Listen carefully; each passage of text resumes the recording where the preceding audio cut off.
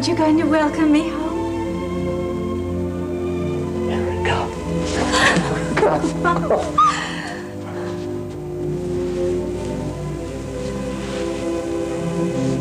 You'll never know how much I missed you. I'm never going to let you out of my sight again. I love you. I love you.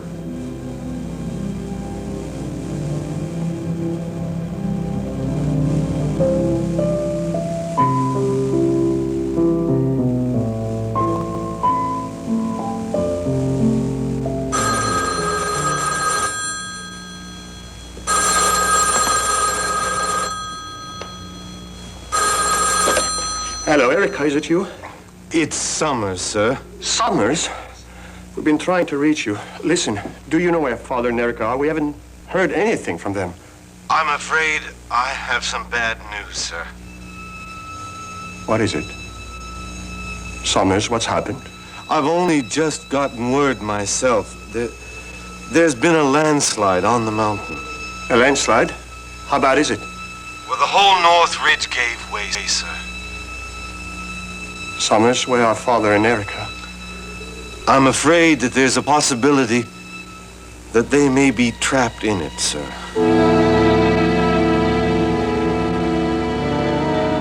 A landslide?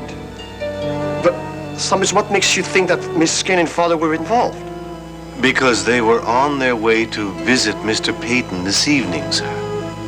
This evening? Yes. They were supposed to leave earlier today and be on their way back by now. But they didn't leave the house until this afternoon, sir. It would have been impossible for them to have reached Mr. Peyton's cabin and started back by now. Then they had to be on their way. Yes. But what makes you think that they're in the area of the slide? Because the landslide took place in the vicinity of Mr. Hunter's cabin, sir. And Mr. Hunter called me a few days ago and asked me to clean and stock the place. Apparently, he planned to use it, sir. Summers? Did he say for sure that they were going to the cabin? No, sir. I don't mean to cause you any undue concern, but don't you think there's a possibility that they may have used it, sir? I'm afraid you're right, Summers. Most likely, they had definite plan to go to the cabin. I want to apologize for coming down on you so hard about writing that article for the National Intruder. Look, it's your business. I shouldn't criticize you like that. I don't want your apology. I want you to clear some things up for me. There is nothing to clear up. Tom, come on. There's a case building against you, whether you believe it or not. Brooke, you've known me too well and too long to think that I had anything to do with Gilles' death. I don't want to believe that. But look at the evidence. You said in public that you wanted to kill Gilles. People say a lot of things they don't mean. What about the fact that you cannot remember where you were drinking in Center City the night that Gilles died? I had a memory lapse. You go to any AA meeting, they'll tell you all about them. What about your bruised and bloody knuckles? I told you that I got into a fight on Locust Street. Look, all your facts rolled into one don't prove anything. That may be true. Those facts may be circumstantial. But what about the fact that you told me you were not in the Valley Inn the night that Gilles died? That's right, I wasn't. And how do you explain the fact that Jesse Hubbard saw you in the lobby?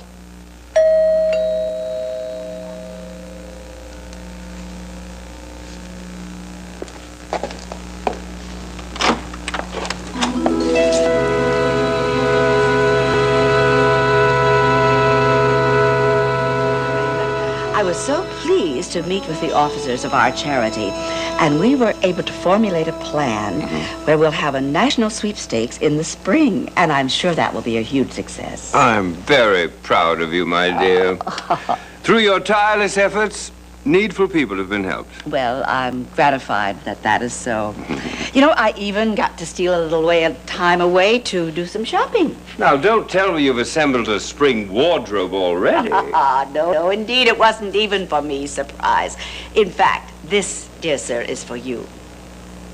Oh, Phoebe, you shouldn't have. Well, it's too small. It couldn't be something to wear. Oh, you'd be surprised. Just open it and see. Well, what in the world? Phoebe. It's a toupee. Yes, exactly like your original one. Well, it is indeed. How on earth did you manage it? Oh, I peeked in your address book, and I got the name of the original wig maker, and he still had your specifications and your measurements. Oh, that was very thoughtful of you, dear. However can I repay you? Well, it's no more than you deserve. After all, you sacrificed your first one in order to buy me that lovely Christmas gift. Well, I wanted to, my darling. I wanted for us to be at peace at last. And so we are, my angel.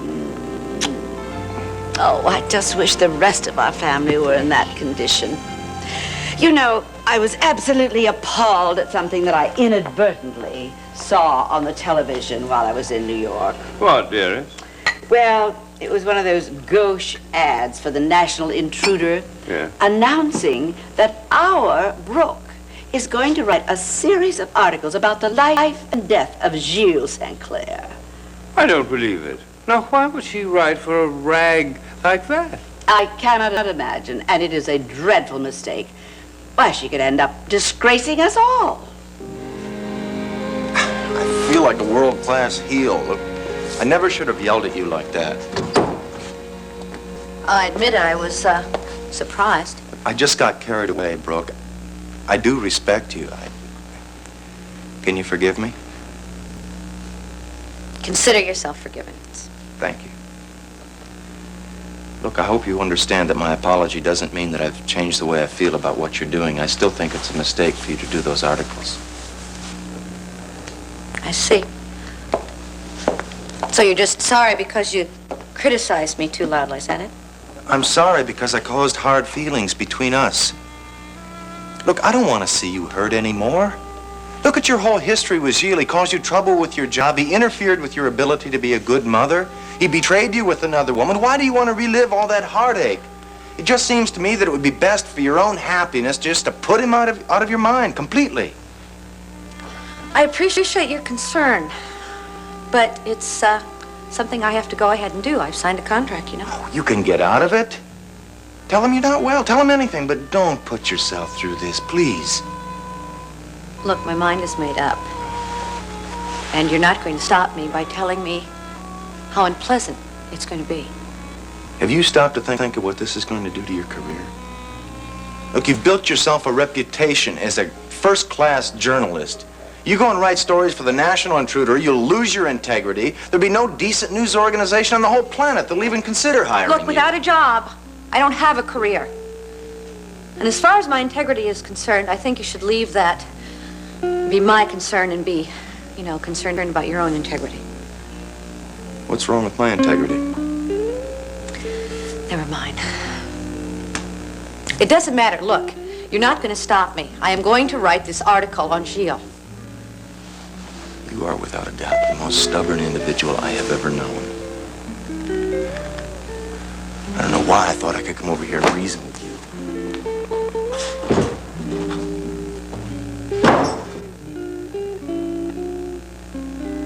I'm sorry to call with such troubling news, sir. No, I'm glad you did, Summers. Listen to me. Mrs. Hunter and I will charter a plane and be there as soon as we can. Very good, sir. Good, and we'll call you every chance we'll have. I'll be here, sir. Thank you.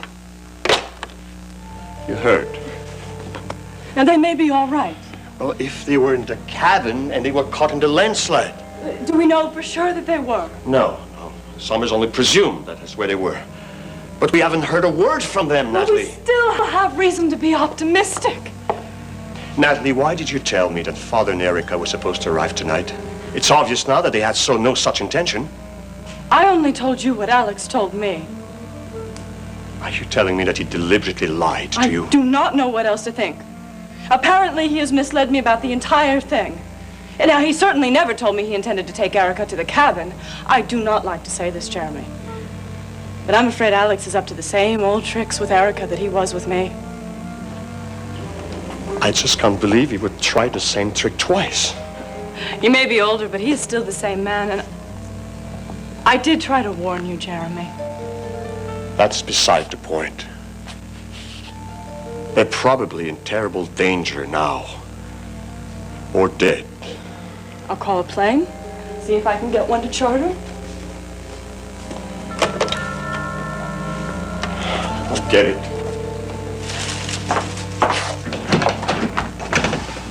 What do you want now? You, Mrs. Hunter. I assume you've heard the disturbing news from Canada. What have you heard? Not much, actually. My sources say there has been a very serious landslide, and it's possible that Erica and Alex are in the area. I was hoping you might know more. Is that why you came here?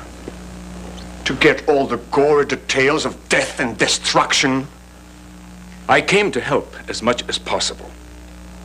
I have great many resources in Canada, and I would like to make them available to you. I don't need your help. Leave us alone. I don't think we should choose this moment to exercise our personal feelings. I assume you're anxious to leave for Canada immediately. I'm offering you my private jet. So if you'd like to reconsider, the plane is completely at your disposal. Jeremy, I understand your agitation, but we do need to get to Canada as quickly as possible, and I think Mr. Chandler has made a very generous, well, certainly a very practical offer. Yes, he has. Please excuse me. I'm just very worried about Erica and Father, and I'm being irrational here. Listen, if your offer still stands, I'd be glad to use your jet, yes? Good. And don't apologize. I understand your feelings better than most men. I have taken the liberty of contacting my pilot. The plane will be ready when you are.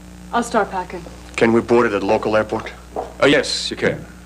And when you get to Canada, I'm sure you'll find Alex and Erica alive and well. Pray God, you're right. Sir, hold on. Could you at least tell me what's happening at the river?